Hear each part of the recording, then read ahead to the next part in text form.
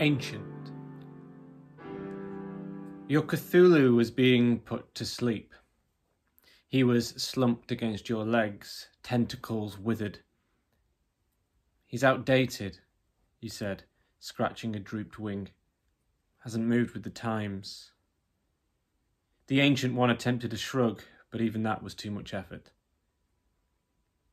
A vet nurse advised us to hold our creatures close while Cthulhu's life force was ended.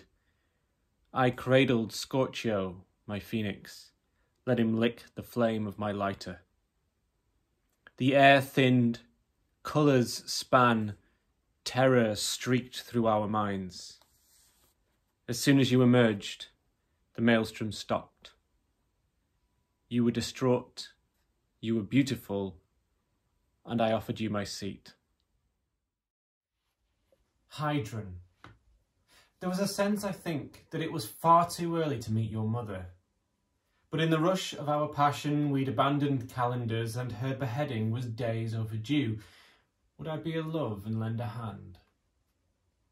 She was spitty and snappy and kept accusing me of taking advantage of a vulnerable woman. I protested, but you shushed me, told me to grip her hair and hold her steady. Your axe cut was clean. We passed a passionless night as the new head grew in. This one liked me better. Jackalope. When Scorchio had exhausted his rebirths, we scattered his ashes on Mam Tor and watched the sunrise. It was our most perfect day. We should have let that settle, but in our haste to cheer me up, you rushed out the next day and got us a jackalope, a rabbit with antlers. It hated me. It took every chance it could to rut my legs and make me bleed.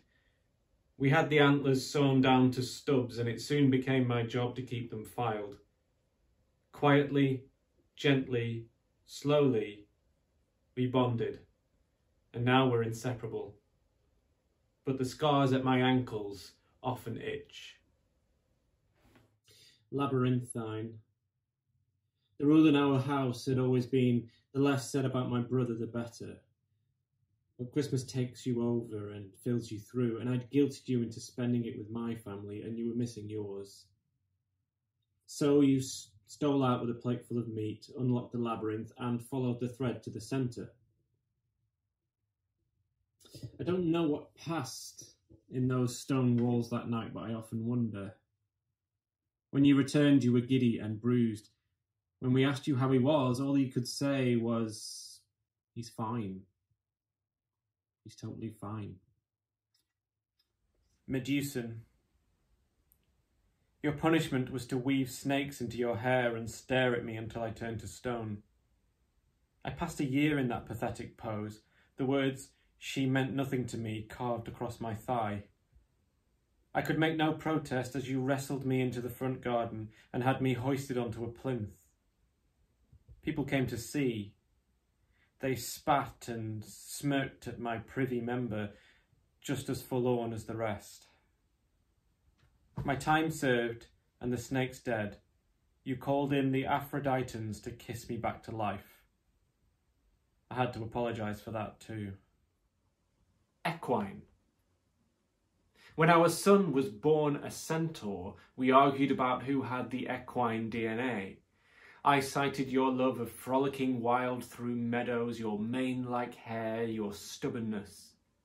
As if to prove my latter point, you fixated on my apple habit and the 3 lumps of sugar I always have in my tea. There was no getting around it, so it simmered. Only when Billy got old enough to learn biology did he suggest it was probably a little from column A and a little from column B. That earned him an expensive pair of Adidas horseshoes, our bright lad. Maiden. I know of a method, you said, to turn mermaid, you said. A place in the woods, a copper bath, the midday sun of All Saints' Day, you said. And you invoked the "I'd do anything for you, babe" promise, something I'd said at our wedding vows. So, we had a sober Halloween, drove through dawn and set everything up. It was in Wych Elm Woods in the Malverns. This is it, you said. Heat up the water, you said. I love you, you said. As you wriggled your toes in the carpet of leaves and muttered your goodbyes to them. Siren. You slipped and slicked through oil barons, carved their eco-lies across their chest. You rode cascades to douse forest fires, burning brands on the asses of naysayers.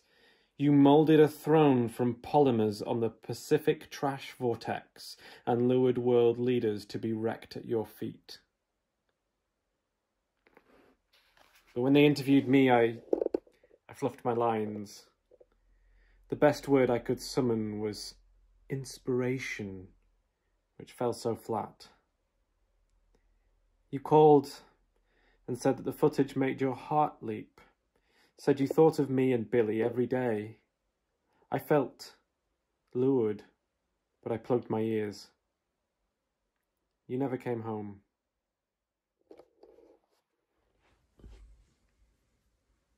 Saint. The last great act of the Catholic Church was to canonize you, the saviour of the world. The doorway to the Hall of Saints flung open. The flayed Bartholomew met you at the threshold, his skin draped over his arm. He asked you something, and you turned to point at me. I waved. You stepped inside and transformed. You became as you were martyred. A snow flurry, tears of icicles.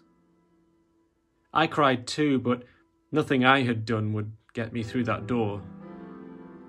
So I stayed with your mother and all of her heads, taking the rough with the smooth.